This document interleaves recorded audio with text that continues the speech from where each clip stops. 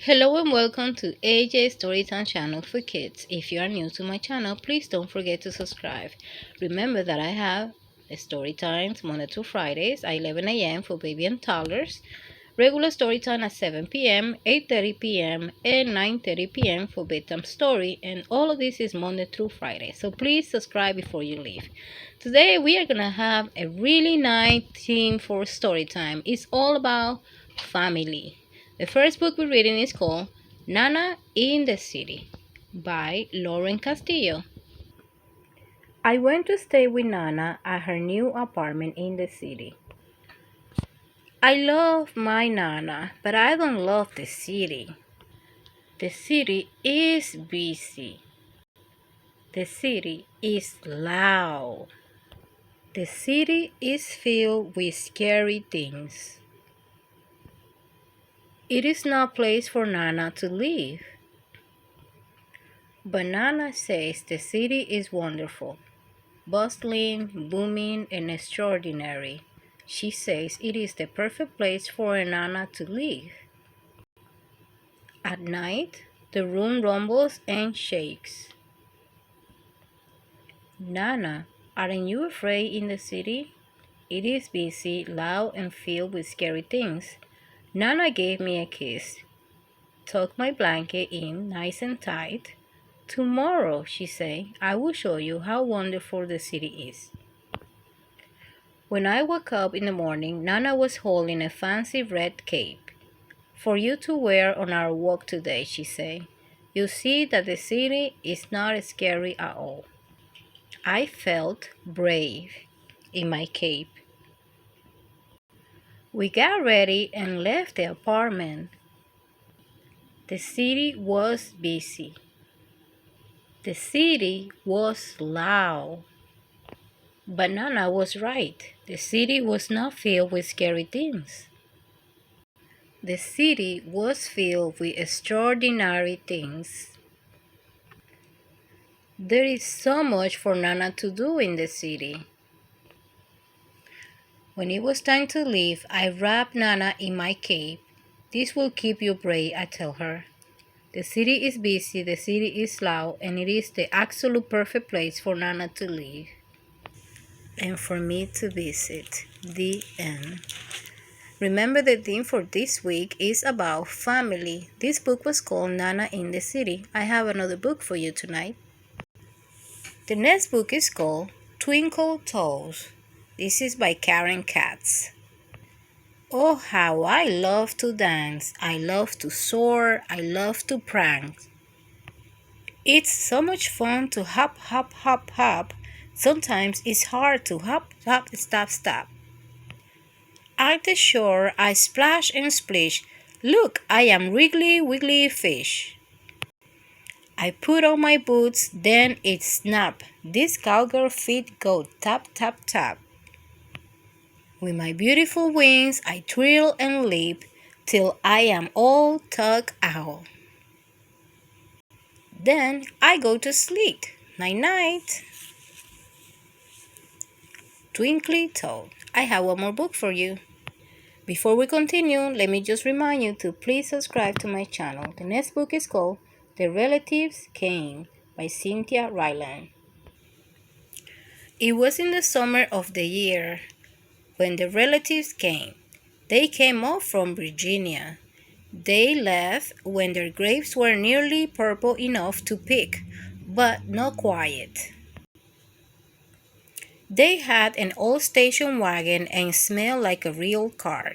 And in it they put an ice chest full of soda pop, and some boxes of crackers and some bologna sandwich, and up they came from Virginia. They left at 4 in the morning when it was still dark, before even the birds were awake. They drove all day long and into the night. While they traveled along, they looked at the strange houses and different mountains, and they thought about their almost purple grapes back home. They thought about Virginia, but they thought about us, too, waiting for them. So they drank up all their pap and ate up all their crackers and traveled up all those miles until finally they pulled into our yard. Then it was hugging time. Talk about hugging. Those relatives just passed us all around their car, pulling us against their wrinkled Virginia clothes, crying sometimes.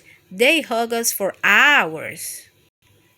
Then it was into the house and so much laughing and shining faces and hugging in the doorways. You have to go through at least 4 different hugs to get from the kitchen to the front room. Those relatives. And finally, after a big supper, 2 or 3 times around until we all got a turn at the table, there was quiet talk, and we were in twos and threes through the house. The relatives stayed for weeks and weeks. They helped us to tend the garden and they fixed any broken things they could find. They ate up all our strawberries and melons, then promised we could eat up their grapes and peaches when we came to Virginia. But none of us thought about Virginia much. We were so busy hugging and eating and breathing together. Finally, after a long time, the relatives loaded up their ice chests and headed back to Virginia at 4 in the morning. We stood there in our pajamas and waved them off in the dark. We watched the relatives disappear down the road. Then we crawled back into our beds and felt too big and too quiet. We fell asleep. And the relatives drove on all day long and into the night. And while they traveled along, they looked at the strange houses and different mountains, and they thought about their dark purple grapes waiting at home in Virginia. But they thought about us too, missing them, and they missed us. And when they were finally home in Virginia, they crawled into their silent, soft beds and dreamed about the next summer. The end. Such a nice book about family, right?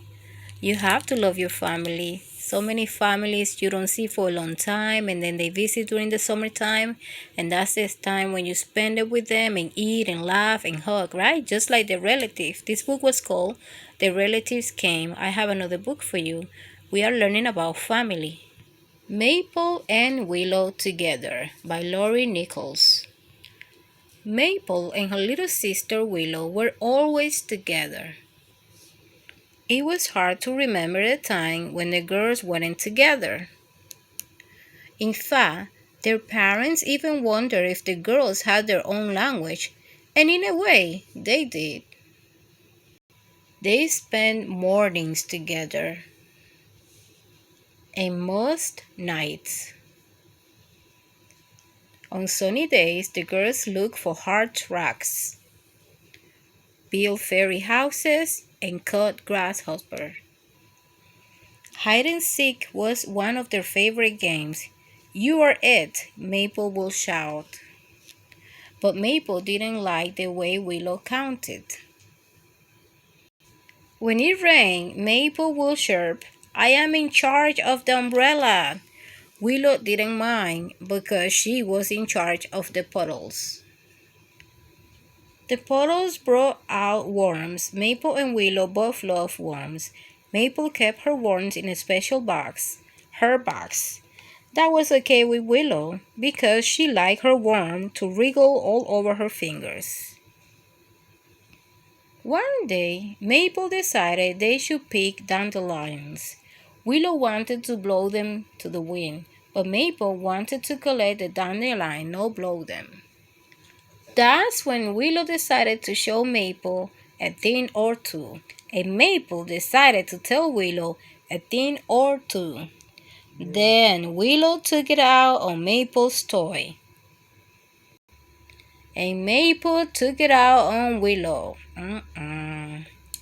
Neither sister wanted to be together ever again. The girls were separated and sent to their own rooms. But after a while, that got boring, so Maple slipped something over to Willow. Then Willow slipped something over to Maple. The girls met halfway and were together once again. They couldn't wait to run back outside. And this time, when Maple and Willow collected the dandelions, they both made wishes and blew them to the wind. That evening, they took a bath and put on their pajamas and hopped like grasshopper and read more books and fell asleep together. Such a nice book about family, right? Do you have a sister or a little brother that you get along with, that you play? Sometimes it's okay to be mad at each other, but it's always good to go back and start playing again together like a family. Today we're learning about family. I have another book for you tonight. Our next book is called Big Mamas by Donald Cruz. Did you see her? Did you see Big Mama? We call our grandma Big Mama. Not that she was big, but she was Mama's mama. Every summer we went to see her. Mama, my sister, my brother, and me, Daddy have to work. He'll come later. It took 3 days and 2 nights on the train. Now we were nearly there. Cottondale, Cottondale, next station stop, Cottondale, yelled the conductor to the nearly empty train. Don't leave no babies on this train. He made the same joke year after year. My uncle's slang came for us by car. We always hoped he'll come with a horse and wagon, but never did. We crossed back over the train's tracks, a turn or two along the red dirt road, and onto the lane in front of Big Mama's house. Big Mama and Big Papa were waiting for us on the porch. There were hugs and kisses, and oh my, how you have grown, and how tall you are. Is this you? Then off with our shoes and socks. We wouldn't need them much in the next few weeks. Now, to see that nothing has changed in the sewing machine that you have to pedal like a bicycle, the big clock over the fireplace, the wind up record player, the kerosene lamps, and the Sears Roebuck Cadillacs, our room, my brother's and mine and Uncle's Lang, across the hall, the room where my sisters and Mama slept. Next to it, Big Mama and Big Papa's room. Then to the back porch. Off the porch were 3 rooms, the tiny extra room no bigger than the bed in it. None of us wanted to sleep there alone, the dining room with the big round table and chairs, and next to it the kitchen. On the porch was the washstand where we wash our hands, faces, and feet. At the end of the porch was the well. Don't fall in it, we were told every year. No one ever did. We stood on tiptoe to watch the bucket go down and fill with water so that we could have a drink from the dipper that hung nearby. Everything was the same. In the backyard was the kitchen coop, where Sunday dinner's chicken spent its the last days. Behind the shed, full of old stuff, was the outhouse. Okay now, but scary in the dark. We stopped for a drink at the pump. We ran past the pear tree, where the turkey roosted at night. Under the tractor in front of the tool shed was a good place to look for nests with eggs with them. Next to the tool shed was the huge empty pot for making syrup from sugarcane juice. I dug some worms from the big pile of cane pole riggers were the best kind of fishing. I chose a pole. The barn was another place to look for eggs. Onto the stable to see Nancy and Mo. Mo was friendly, but Nancy was a biter. Down the path, past the cow pen and the big pen to the pond, the flat-bottomed boat was still there. Plenty of water for fishing and swimming this year. Everything just as it should be. A fish, I got one, I yelled. Hoo, the train whistled. Dinner time! Everybody sitting around the table that filled the room. Big Mama, Big Papa, Uncle Slang, our cousins from down the road, and all of us. We talk about what we did last year. We talk about what we were going to do this year. We talk so much, we hardly had time to eat.